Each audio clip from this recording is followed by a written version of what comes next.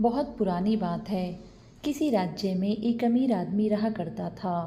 उसकी दो बीवियां थीं। बड़ी वाली लागी जो उसकी पसंदीदा थी और दूसरी छोटी वाली अलागी जिसे दूर कर दिया गया हो। दोनों बीवियों की एक एक बेटी थी। बड़ी बीवी के बार बार कहने और लड़ाई झगड़ा करने पर पति ने दूसरी बीवी और उसकी बेटी के रहने के लिए घर के पिछवाड़े में एक झोपड़ी बनवा दी। अलागी अपनी बेटी के साथ गरीबी में अपना जीवन गुजारने लगी। उसकी बेटी का नाम चंपावती था। एक दिन पिता ने चंपावती को आदेश दिया कि वह जाकर उसके धान के खेत की रखवाली करे। वह हर रोज एक ऊंचे स्थान पर बैठकर खेत की रखवाली करती और चिड़ियों को उड़ाती रहती। इसी तरह कई दिन गुजर गए।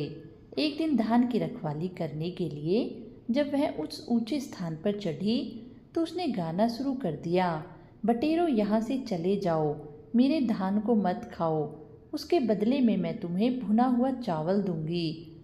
जब उसने कहा तो जंगल में से किसी का जवाब आया, मैं तो धान खाऊंगा और चावल भी।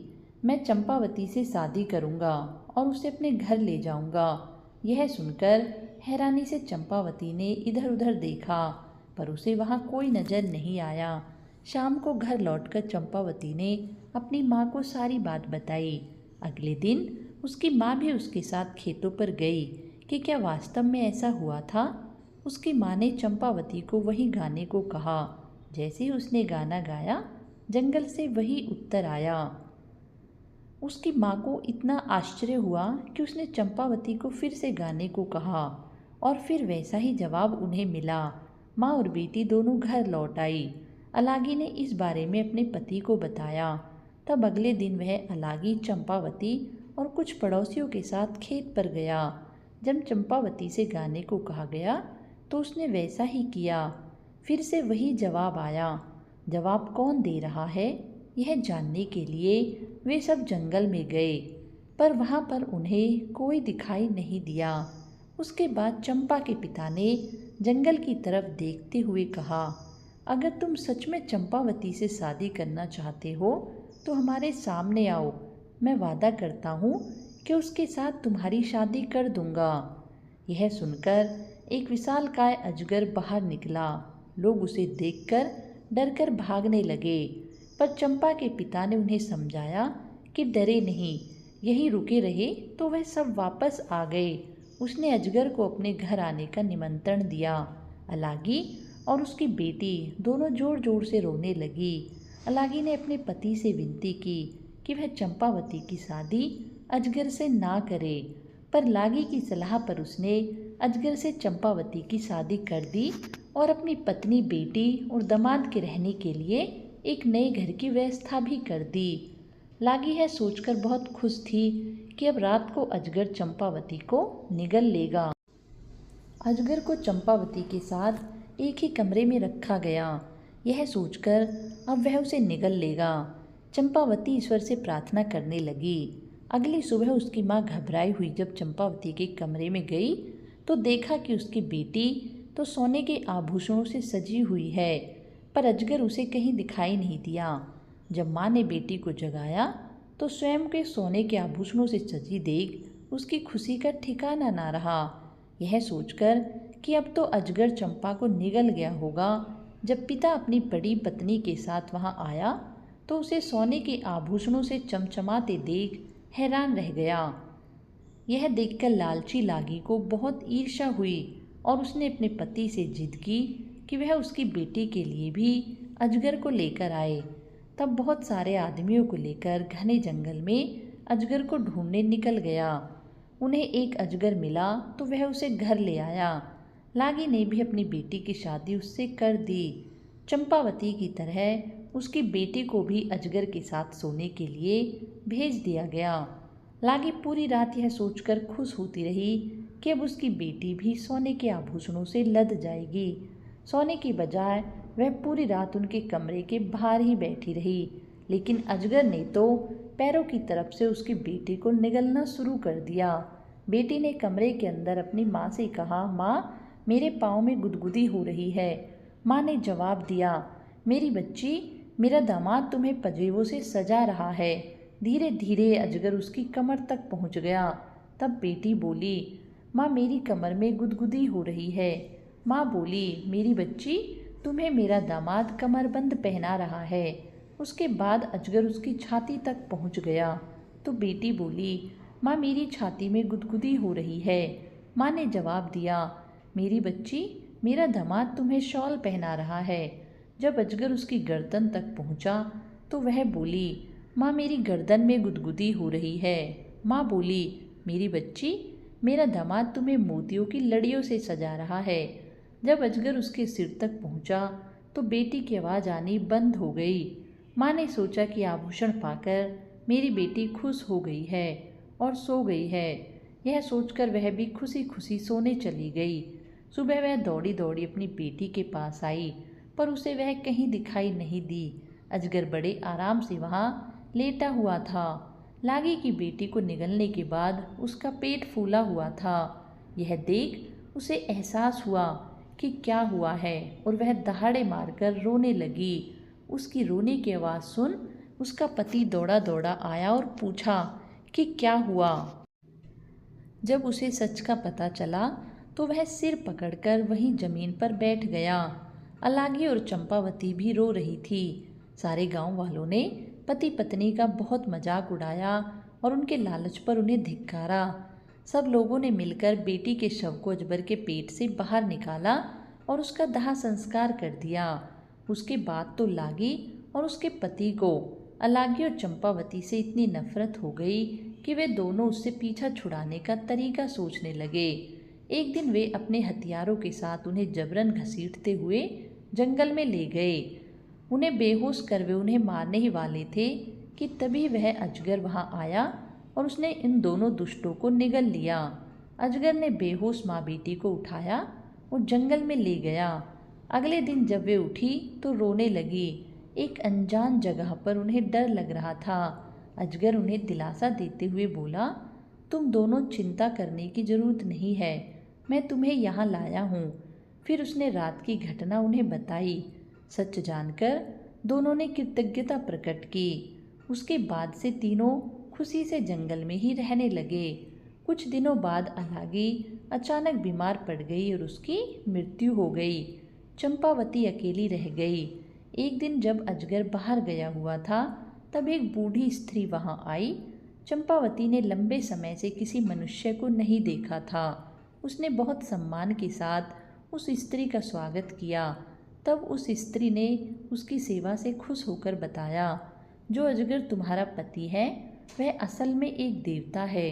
वह हर रात तुम सो गई हो या नहीं यह देखने के लिए तुम्हें चुटकी काटता है और फिर अपने अजगर का चोला उतारकर स्वर्ग में चला जाता है।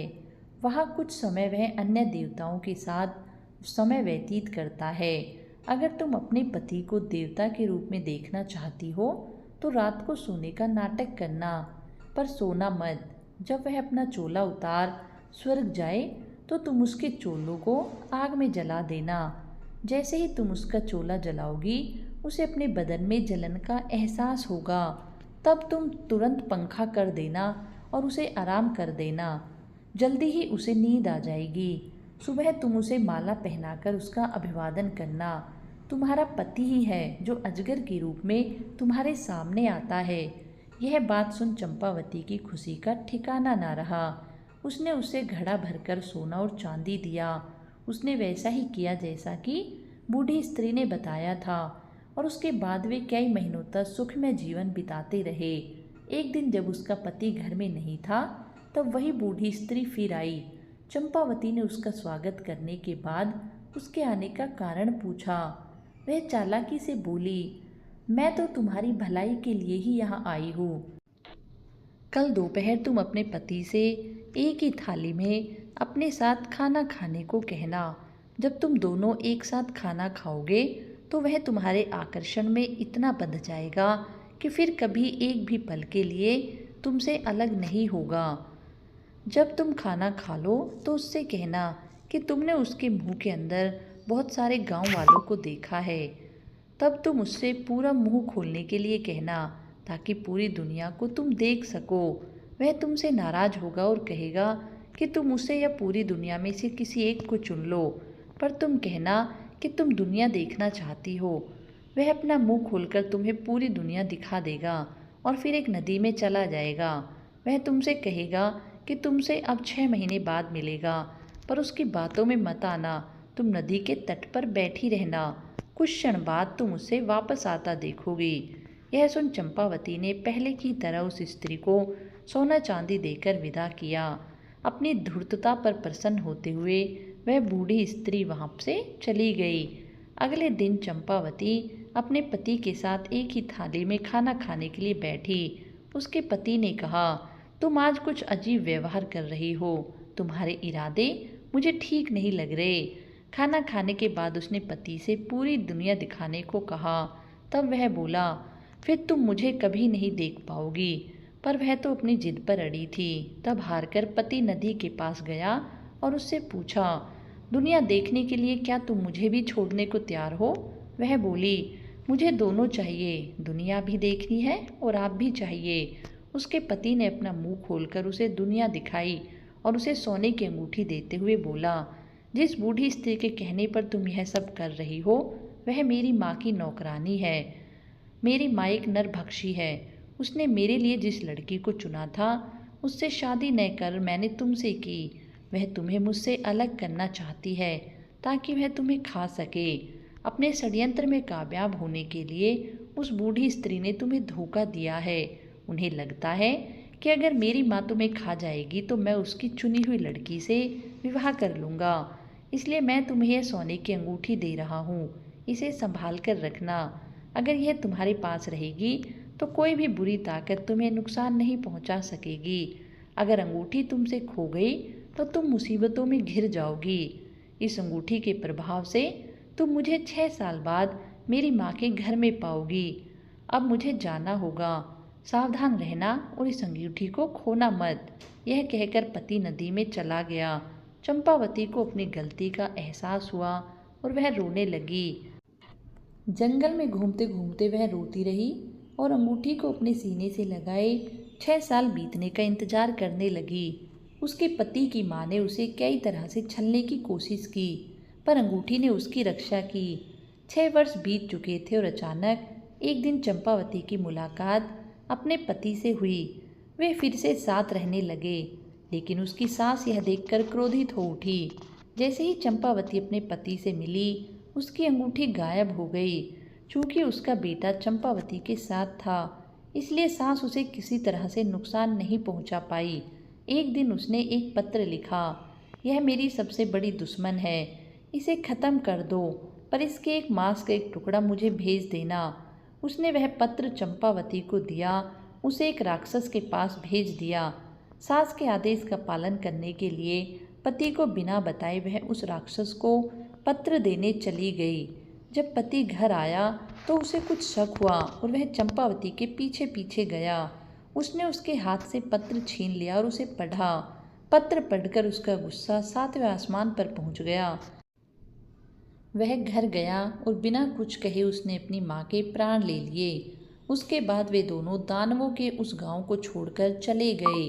दूसरे नगर में जाकर अपनी गृहस्थी बसाई और खुशी खुशी रहने लगे। दोस्तों, हमारी ये कहानी आपको कैसी लगी? यदि पसंद आए तो कृपया मेरे चैनल को लाइक एंड सब्सक्राइब अवश्य करें।